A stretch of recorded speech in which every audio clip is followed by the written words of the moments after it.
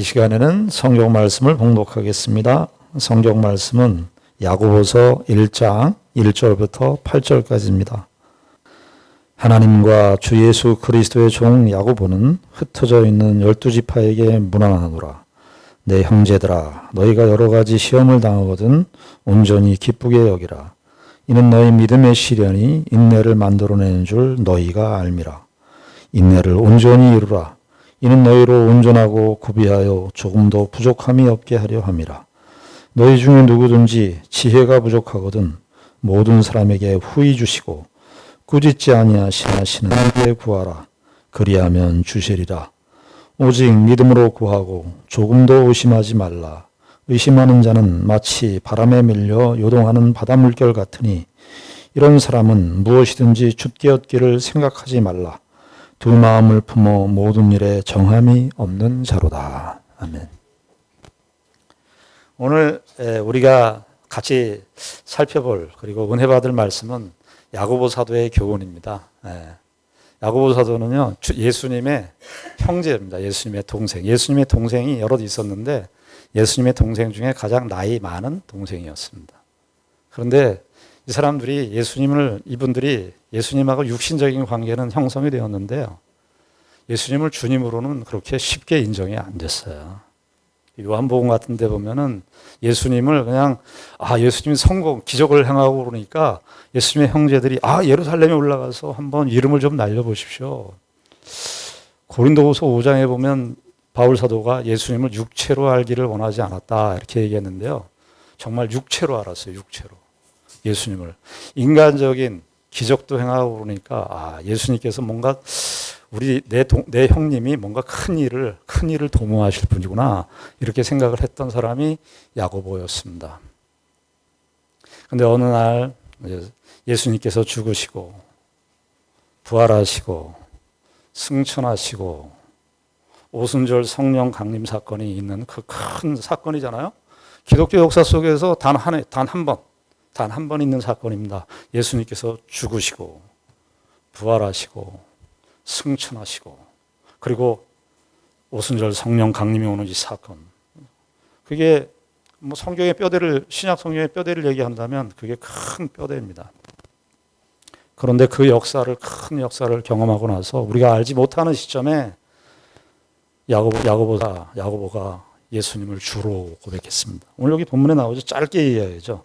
하나님과 주 예수 그리스도의 종 야고보는. 목사님들이 자기 형제들에게, 가족들에게 참 인정받기 어려워요. 저는 막내라 저희 형님들이 대놓고 저한테 얘기한 적은 없지만 너 목사답게 해라 이런 말을 한 적은 없어요. 그런데 저를 알죠. 존경받기 참 어렵습니다. 가까운 사람들에게. 근데 예수 그리스도께서는 이 야고보에게 예수 그리스도라고 하는 예수 그리스도를 주로 고백하게 하는 그 역사를 있게 된 거예요. 그래서 1장 1절이 그냥 야고보 사도가 그냥 초대교회 성도들에게 편지를 썼다. 그냥 간단한 그런 서술이 아니라 거기에는 많은 서사가 있는 거예요. 야고보는 가까이 예수님하고 자기의 육신의 형인 예수님을 가까이 모시고 살았는데 우여곡절을 거쳐서 그 예수 그리스도를 고백하게 되고 지금 이 시점은 언제냐면 아마 추측컨대 로마의 네로의 황제 박해가 심했거든요. 네로의 박해가 그 심한 상황 속에서도 박해를 견디면서 핍박을 견디면서 예수 그리스도를 주로 고백하면서 그리고 여기 12지파라고 돼요. 12지파라고 써요.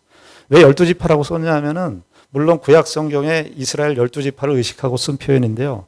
그 당시 때는 로마의 네로 황제의 핍박이 심했기 때문에요. 교회라고 이름을 붙이면 다 잡아가는 거예요. 아주 엄혹한 시절이었어요.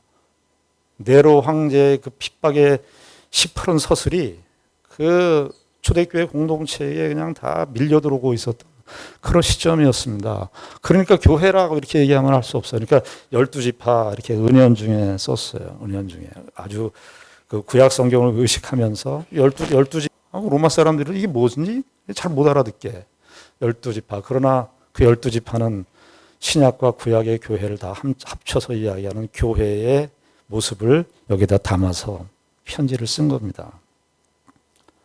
그러니까 우리가 지금은요, 우리가 성경을 너무 친숙하게 알고 있고 많이 가지고 있고 성경을 읽는 것에 대해서 아무런 누가 타치하는 사람도 없고 그러다 보니까요, 역으로 하나님의 말씀의 무게, 하나님의 말씀의 그 권위, 하나님의 말씀이 우리의 인생과 삶에 있어서 절대 유일한 기준이라고 하는 이 사실들이 너무 약화돼요. 이 세상에서 여러 가지 책 중에 그냥 훌륭한 고전 중에 하나, 그 정도로 생각하는 인식이 안 믿는 사람들뿐만 아니라 예수를 믿는 우리들에게도 이 인식이 다 팽배해 있어요. 신앙은요, 진리에 대한 절대적인 확신과 그 기초 위에서 비롯되는 겁니다. 우리의 감정, 우리의 열정, 우리의 열심도 소중하지만, 우리 쪽에서의 믿음도 소중하지만, 객관적으로, 그리고 절대적으로, 우리의 삶의 진정한 표준이고, 기준이 우리에게 있어야 하는 거예요. 성경은 우리에게 그런 사실들에 대해서는 일말의 타협을 주지 않습니다. 그 당시 때 1세기 때 야고보 사도께서 이 편지를 우리에게 전달했는데 우리는 성경을 읽을 때 요즘엔 저는 어떻습니까? 여러분들은 어떻습니까? 성경 읽을 때 성경이 저에게 말을 건네는 거. 예전에는 30대, 40대 때는 그냥 성경을 문자로 읽었는데 요즘엔 성경이 제 마음에 그냥 이렇게 말을 건네는 것 같아요. 이렇게. 왜 그런 거 있죠? 말이 막 이렇게 돌아다니는 것 같은. 그런 정도가 아니고 하나님께서 저에게 이렇게 말을 건네시는 거예요.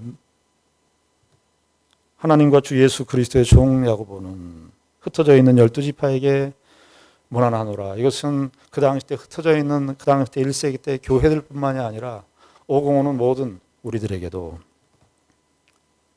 우리 다 예수 그리스도를 같이 믿잖아요. 우리가 이 자리에 와 있는 거 무슨 사실 때문입니까? 여러분들이 다 친목 모임 하려고 여기 모인 겁니까? 우리 동호회인가요? 테니스 동호회 많잖아요, 우리 한국에.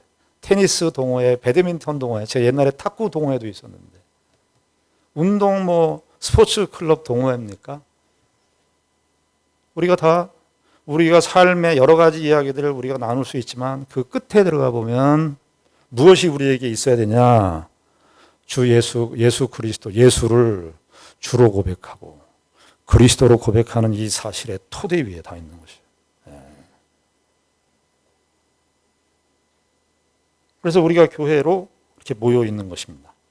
그런데요, 야고보 사도께서 내가 편지를 너에게 쓴다 이렇게 얘기하고 나서 바울 서신을 보게 되면은요, 바울 서신은 너희들 수고하고 너희들 어려운 일을 당했는데 너희들 참 신앙을 잘 가지고 있구나. 내가 너희들 생각할 때마다 기도한다. 너희들 생각할 때마다 내가 감사한다.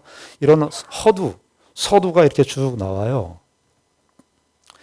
야고보 사도는 그런 허두가 없이 바로 본론으로 시작을 합니다. 그런데 말입니다. 본론의 내용이 삼삼합니다. 삼삼하다는 말은 우리의 상상을 초월한다 이런 뜻이죠. 2절에 내 형제들아 이렇게 시작을 합니다. 내 형제들아. 내 형제들아 이게 참 부드러운 표현이에요. 사실은 성경에서 이 형제들이라는 말을 쓰잖아요.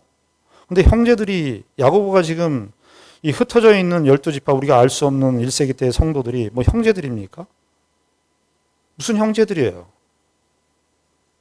피를 나눴습니까? 혈연 관계입니까?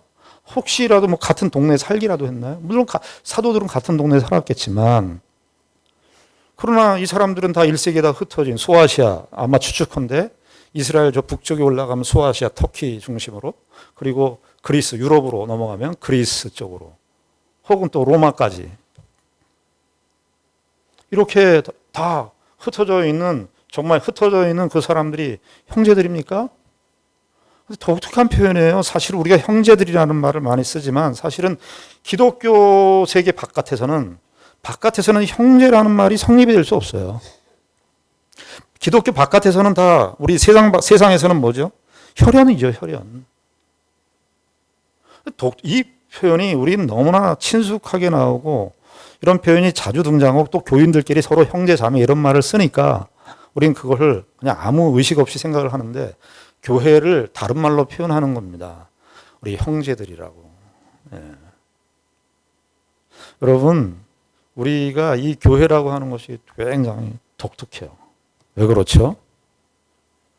우린 그리스도의 피로 한 형제, 로마서 같은 데 보면 자매 이런 말을 써요.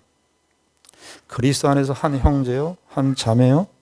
이것이요, 우리 교회를 규정하는 정체성입니다. 정체성. 그러니까 교회라고 하는 그 지금 현재 이렇게 이 가시적인 지역교회의 한 형태로 우리가 존재하고 있는데요. 저와 여러분들에게는 무슨 책임이 아주 어떤 면에서 특권적인 책임,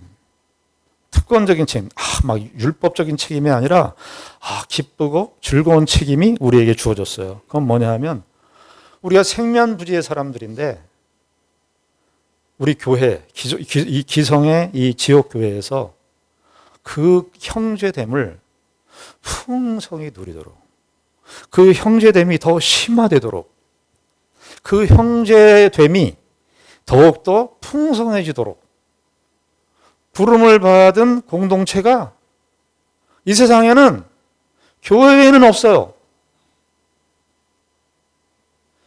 이 세상에 웬만한 회사라든지 우리가 잘 아는 회사라든지 이런 제가 그걸 가볍게 얘기하는 게 아니라 이런 단체들은 다 거기에 뭐가 걸려 있냐면 이해관계가 걸려 있어요. 이해관계. 내가 뭘 주면 얼마나 받을까? 내가 뭘 받았으면 내가 얼마나 뭘 줄까? 이런 이해관계가 개입되어 있는 것이 이 세상의 관계성입니다. 그러나 교회는 그 이해관계를 넘어서는 거예요. 신앙생활 하시면서 교회 생활 하시면서도 보면 우리가 그 이해관계를 못 벗어나는 경우가 참 많아요. 그래서 내가 준 만큼 받아야 돼. 나는 이렇게 했는데 왜 저 사람은 나한테 이렇게 해? 이게 늘 교회 안의 시험이에요. 다 뭐에 걸려 있는 거죠?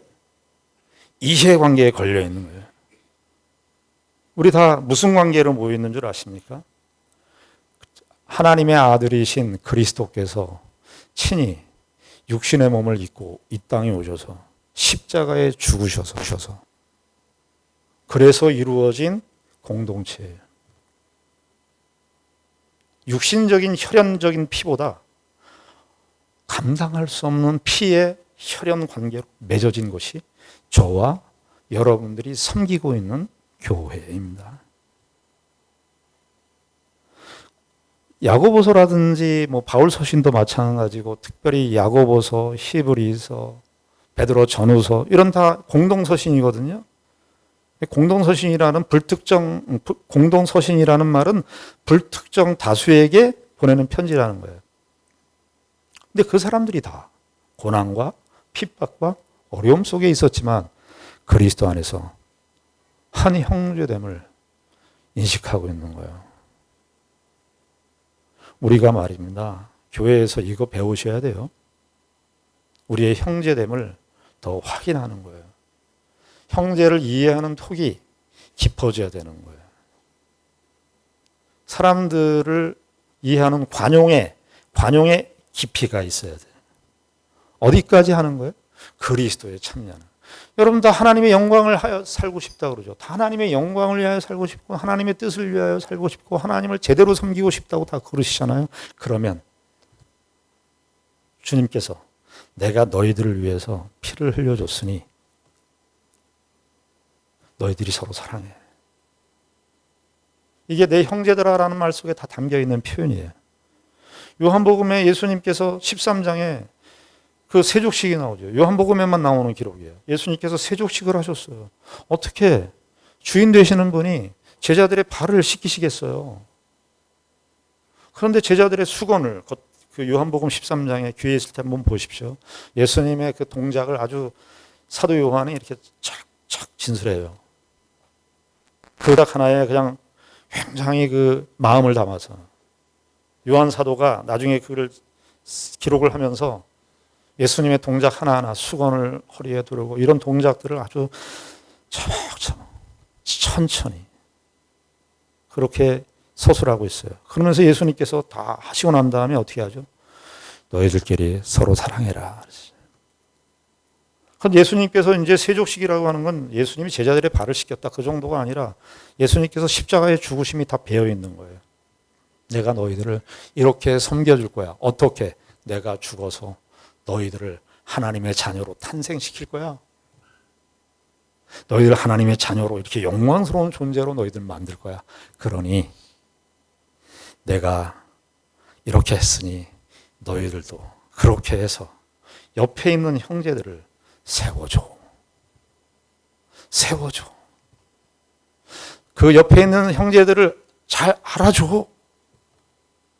이 얘기죠. 그런데 내 형제들아 이렇게 얘기하고 나서 정말 그 다음 내용이 대단합니다. 우리 2절에 우리 한글 성경은 너희가 여러 가지 시험을 당하거든 온전히 기쁘게 여기라. 그래서 온전히 기쁘게 여기라는 말이 뒤에 나와 있어요. 우리는 한글로 번역하기 때문에 어쩔 수가 없는데요. 원래 헬라어 성경에서는 온전히 기쁘게 여겨라 이 말이 처음 나와요. 문장의 초두에 나와요. 나의 형제들아. 우리 식으로 현대어로 번역하면 완전 기뻐해야 돼. 뭐 이런 거예요. 아주 애들식으로 표현한다면 완전 짱이야. 뭐 이런 거예요. 이 세상에. 여러분, 우리는 지금 다 성경을 이렇게 다 갖고 계시고 읽지만 1세기 때는 성경이 없었어요. 그러니까 그때는 어떻게 했냐면 그 사도들이 감옥이나 이런 데 갇혀 있으면 양피지나 아니면 파피루스 같은 것들에다 목탄 같은 걸로 이렇게 글을 써요. 그러면 야고보 편지를 받은 그 사람이 독경사라고 그래요. 독경사라는 건 뭐냐 하면 이 인쇄술이 발달되지 않으니까 공동체가 있을 거 아니에요.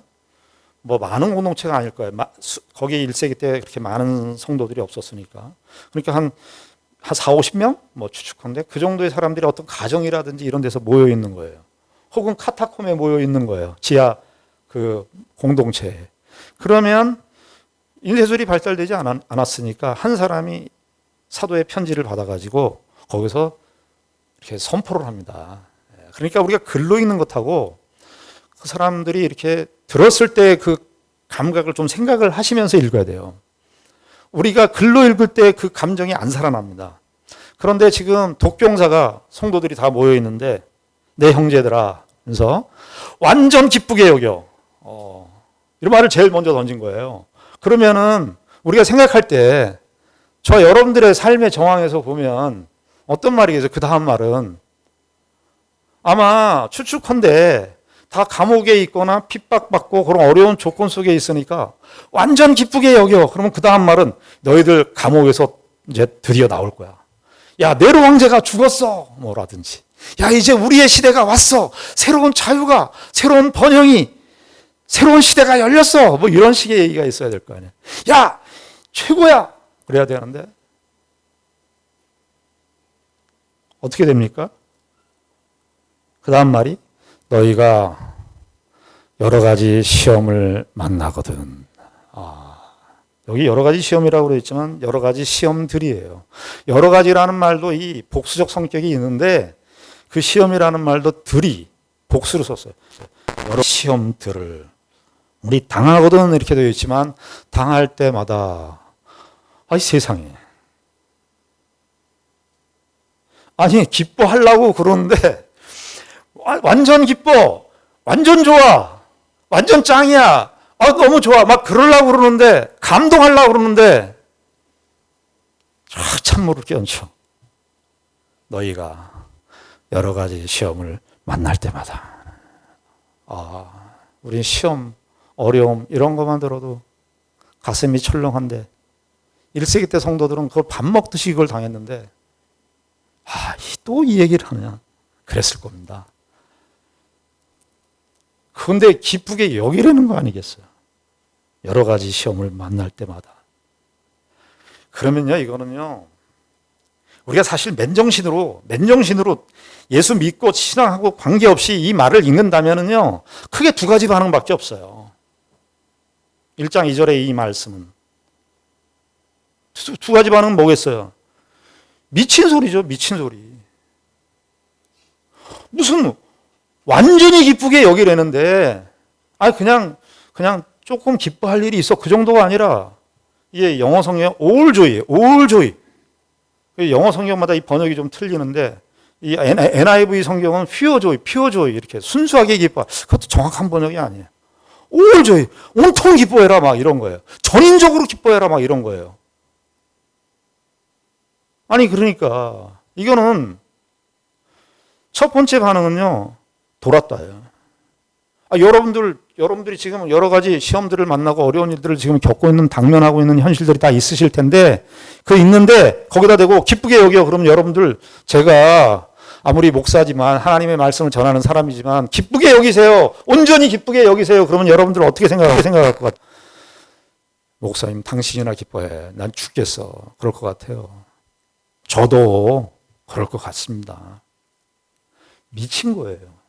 아니면 정말 이 말씀을 그대로 받으면, 그러면 거기에 뭐가 있나?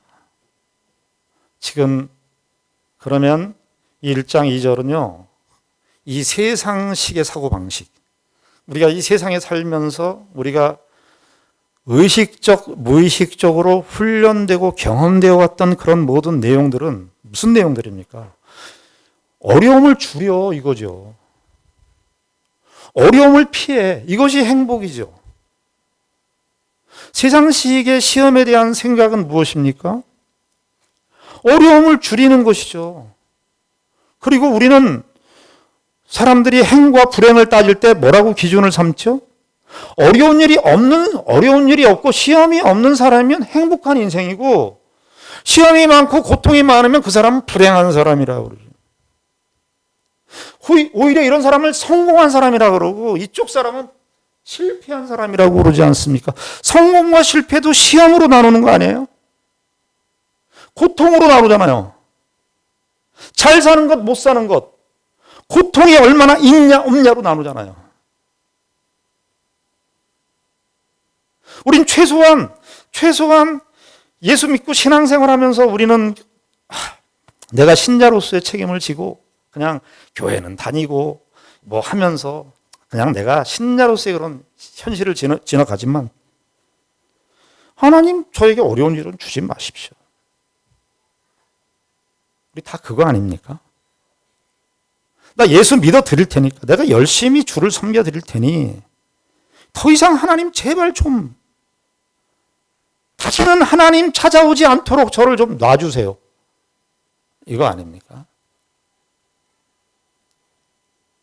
우리가 말하는 행복이나 삶의 가치나 의미, 의미 이렇게 삶의 가치니 이런 얘기들을 하는데, 거기에는 다 우리의 시험, 고난, 시험, 이제 야고보 사도가 여러 표현을 쓰는데 시련이라는 말도 쓰고 시험, 이런 것들이 줄여지는 거 아니겠어요?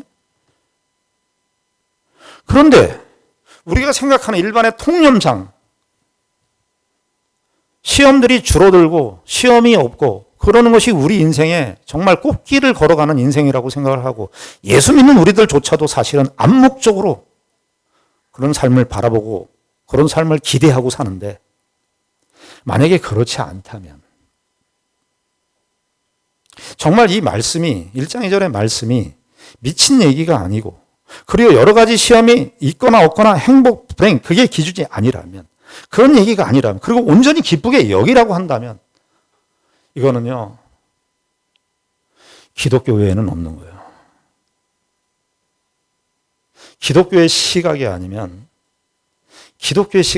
이런 얘기가 흘러나올 수가 없는 거예요. 그 다음 이야기, 우린 시련을 만나면 끝이지.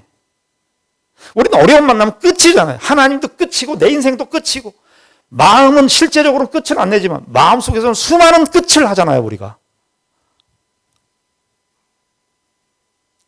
근데 지금 무슨 얘기를 하는 겁니까? 야고보 사도가 이 짧은 1장 2절의 이 말씀을 가지고 기독교가 뭔 줄 아느냐 얘기하는 거예요.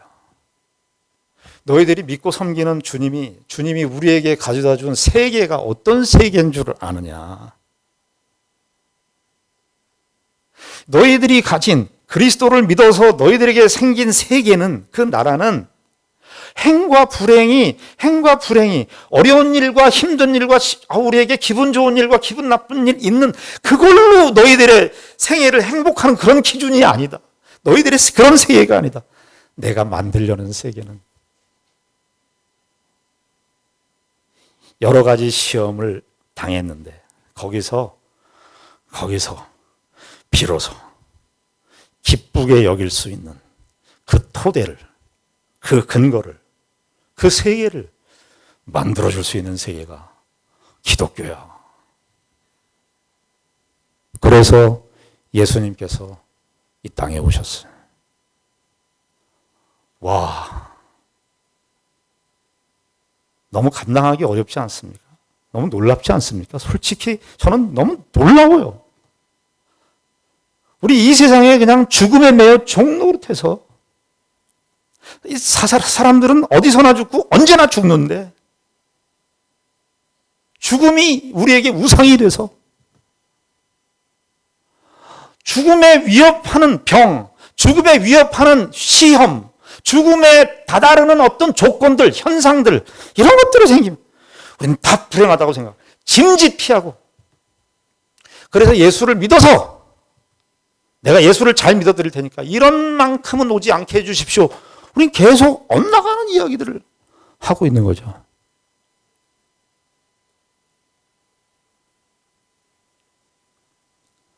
야고보 사도는 여기서 내 형제들아 너희가 여러 가지 시험을 당하고도 온전히 기쁘게 여기라. 이유가 중요하잖아요. 기쁘게 여길 수 있는 이유가 뭐 삼삼이가 되잖아요. 이유가 그렇게 기쁘게 여겨. 그럼 그 다음에 내용이 더 좋은 조건이 있어야 될 거 아니에요. 뭡니까? 그 다음에 3절에 이는, 성경에서 이는이라는 말이 굉장히 중요하다고 그랬죠. 이는 왜냐하면 이런 뜻이죠. 이는 너희 믿음의 시련이 인내를 만들어내는 줄 너희가 알미라. 뭐 대단한 줄 알았어요.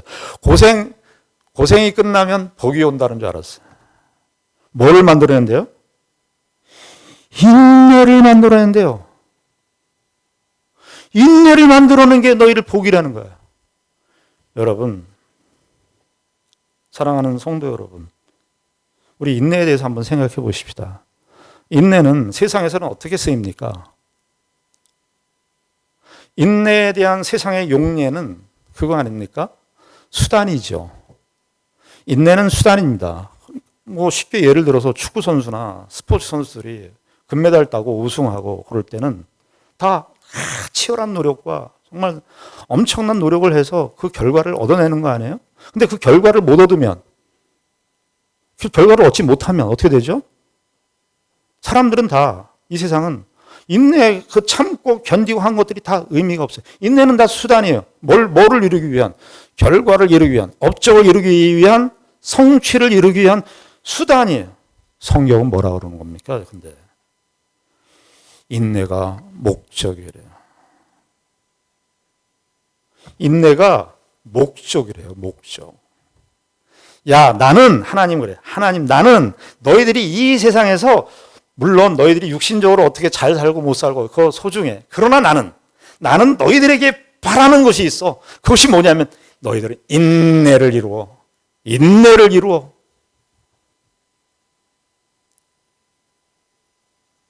너희가 알고 있지 않냐? 너희가 안다는 거예요. 너희 믿음의 인내를 만들어내는 줄 너희가 압니다. 너희가 안다는 말이 문장에 초도 나와 있어요. 너희가 알고 있다. 너희 이걸 알아야 된다 이런 뜻도 돼요. 이거 모르면 안 된다. 너희들이 이거 모르면 너희들의 인생과 삶을 통해서 여러 가지 시험들을 만날 텐데 그 시험이 이 인내를 만들어낸다는 사실을, 제가 왜 이렇게 흥분하나요? 인내를 만들어내는 줄 알지 못한다면 너희들은 다 이 세상에 지고 있는 거다.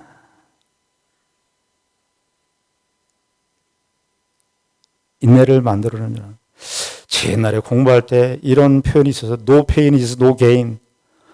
예? 고통이 없으면 얻는 것도 없다. 이런 뜻인데 공부할 때 선생님들이 학원에서 배웠나. 고통은 다 없어져요. 왜냐하면 얻는 게 없으면 고통은 사라지는 거예요. 고통이 무슨 의미, 세상에서 무슨 의미가 있어요? 성공이 다죠. 결과가 다죠. 결과로 말해준다는 거 아니에요. 인내를 누가 가치 있게 여겨줍니까? 하나님은 안 그러신다는 거예요. 우리 인생에서 정말 신앙생활 하면서 당하는 그런 여러 가지 시험들을 통해서 우리가 그 인내를 배우는 거예요. 그게 말입니다. 인내라고 하는 것이요. 제가 설명을 드리겠습니다. 인내는 그냥 아무 뭐 하지 않고 그냥 잘 견디고 뭐 이런 게 아니라 거기에는요. 분노도 있을 수 있어요. 거기에는요. 짜증도 있을 수 있어요. 거기에는요. 원망도 있을 수 있습니다. 그런데요. 그 자리를 지키는 거예요. 인내는요. 어떤 면에서 인내라고 하는 이 덕목이 바울 사도도 이걸 강조해요. 신자들의 신앙 덕목 중에 아주 큰 비중을 차지하는 것이 인내거든요. 그런데 그 인내는요. 가장 쉽기도 하고 가장 어렵기도 합니다. 쉬울 때는 왜 쉬울까요? 왜 쉬울까요? 인내가. 그냥 있으면 돼요.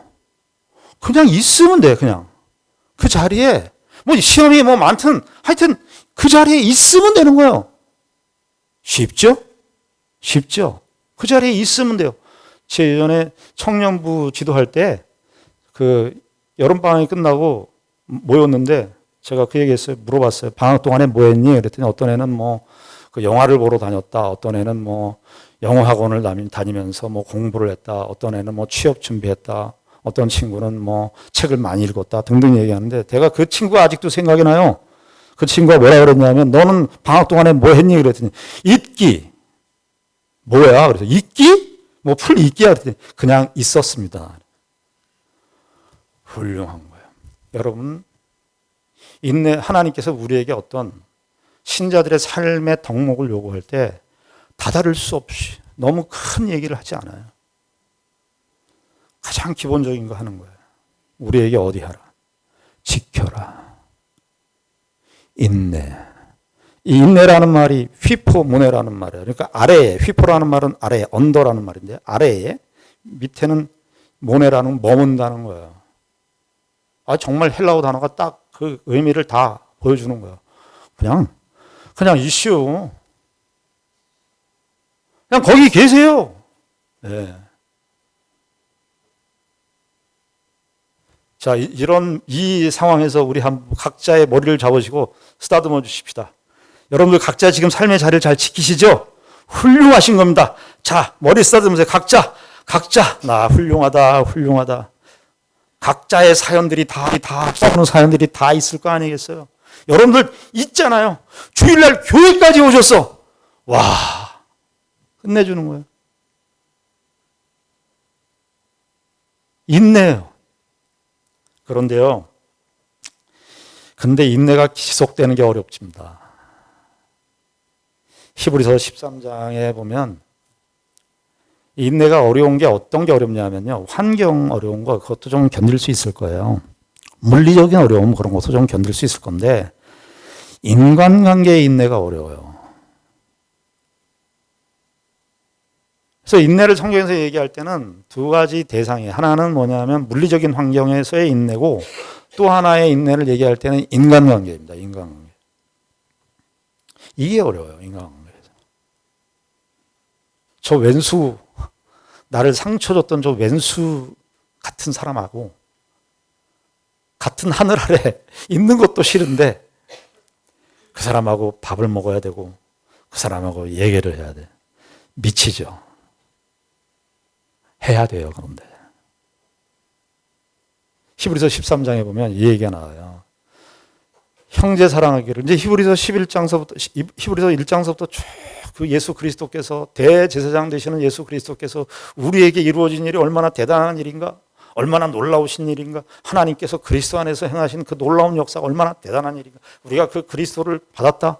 그러면서 이제 우리의 적용하려고 들어오는데 거기 13장에 보면 형제 사랑하기를 형제 사랑해라 이렇게만 해도 괜찮은데 거기 걸린 표현이 뭐냐면 형제 사랑하기를 계속해라. 계속에 걸리죠. 한두 번을 할 수 있을 것 같아요. 계속이 걸려.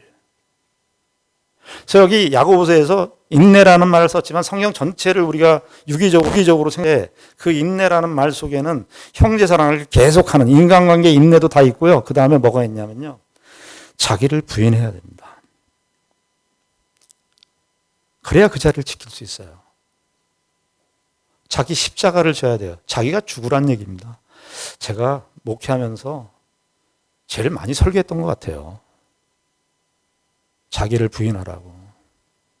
근데 왜 자주 설교했냐면 잘 안 되니까. 잘 안 되니까. 우리 잘 안 돼요. 잘 안 되죠. 정말 안 되죠. 아니 미치겠어요. 그거 안 되는 것 때문에. 우리 그냥 어떤 한마디 들었는데 그 사건이나 그 상황의 어떤 말들은 이미 다 과거의 시간으로 다 흘러가 버렸는데 기억이라는 게 있어가지고 좀 그런 나쁜 기억들, 아픈 기억들, 마음에 상처를 준 기억들은 그냥 다 사라져 버렸으면 좋겠는데 시간과 함께 사라졌으면 좋겠는데 계속 살아남아서 내가 샤워를 하고 나 혼자 있는데도 나타나서 싸워요 그거랑. 미치죠. 우리가 자기가 잘 안 죽어요. 제 어렸을 때 친구들하고 한강이 그때는 괜찮았어요. 한강에 가서 우리가 수영도 하고 그랬거든요. 친구들하고 한강에 갔는데 개구리들이 있어요. 비가 오고 막 그러니까 개구리들이 막 뛰었는데 개구리를 잡았어요. 우리 개구리 잡아서 그때 튀겨 먹고 그랬거든요. 몸에 좋다고. 부모님들이 얘기해서 우리 한번 튀겨 먹자. 그래가지고 친구들이 이제 개구리를 잡아가지고요. 어떻게 했는지 아세요? 개구리를 잡아가지고 개구리 여기 가슴을 탁 못으로 딱 박아놨어요. 개구리 막 팔딱팔딱 뛰는데. 근데 개구리가 딱 못 박은 거 아니에요. 십자가에 못 박은데 자기 십자가 할 때 떠오르는 그림이에요. 딱 못 박았는데 개구리가 어떻게 해요? 딱 죽어요? 파닥파닥 되는 거야. 막. 못을 박았잖아. 죽었잖아. 파닥파닥. 어떤 분이 나 돌아가시기를 너무 바랬나 봐. 근데 돌아가시고 났는데 돌아가셨는데 분명히 근데 관에서 튀어나오니까 의사가 죽었대 당신 그렇게 얘기하는 것 같아. 근데 그런데 못으로 박았는데 개구리가 막 팔다리를 움직이잖아요. 제가 꼭 그런 것 같아요. 십자가에 예수 그리스도께서 죽으시고 내가 그리스도의 십자가에 참여했다는데 내가 예수 그리스도를 믿어서 십자가가 나한테 왔는데 십자가는 안 보이고 아직도 바닥 내가 막 하려고 막.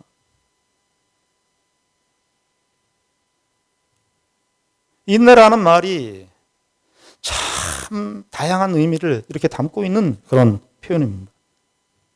여러분들 그래서 4절에 보면 인내를 온전히 이루라까지 나오죠. 인내를 온전히 이루라. 목표다 이거 인내가. 근데 사실은 이 4절은 인내가 그 일을 하게 하라 이래요. 인내가 인격적인 어떤 게 아닌데 인내가 뭘 한다는 거예요. 대단한 일이죠. 저와 여러분들이 억울하십니까? 혹시 한 주간 보내시면서 난 이건 도저히 참을 수 없는 일을 겪으셨습니까? 아니 우리의 전 인생을 회고하고 반추하면서 내가 이것만큼은 도저히 넘어갈 수 없는 그 일들을 겪으셨습니까? 여러분 그러면요 그거는요 여러분들에게 이 말씀을 야고보 사도의 교훈을 빌어서 우리들의 복입니다. 그것이 있어서 우리가 드디어 참을 수 있게 되거든요. 우리의 그 죄악된 본성, 나만 알고 이기적인 본성을 바꾸거든요. 그 인내 씨앗이 조금이나마 우리의 심령과 우리의 생애 속에, 우리의 인격 속에 드디어 씨를 뿌리거든요. 우리는 그래서 인생을 까꾸로 봐야 되는 거예요. 우리가 힘들었던 일들, 그래서 내가 힘들었다, 피곤했다가 아니라 그리스도인들은 그 힘든 일들이 무엇을 만들어냈는지, 그것을 확인하고 정말 야고보 사도의 교훈처럼 정말 기쁩니다. 내가 내 이 마음은 속이 타들어가지만 기쁩니다. 정말 기쁩니다. 이 야고보 사도의 온전히 기뻐하라는 그 기쁨에 동참할 수 있게 되는 겁니다.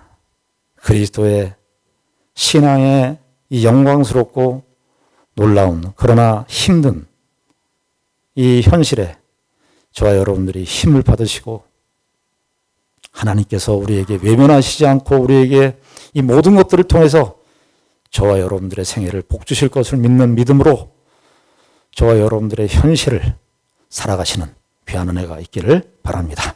기도하겠습니다. 하나님 아버지 은혜를 감사합니다. 야고보 사도의 교훈을 함께 생각했습니다. 우리 모두에게 우리의 인생의 모든 날들 동안 참으로 우리가 늘 눈여겨보아야 되고 마음의 중심으로 삼아야 되는 그런 교훈입니다.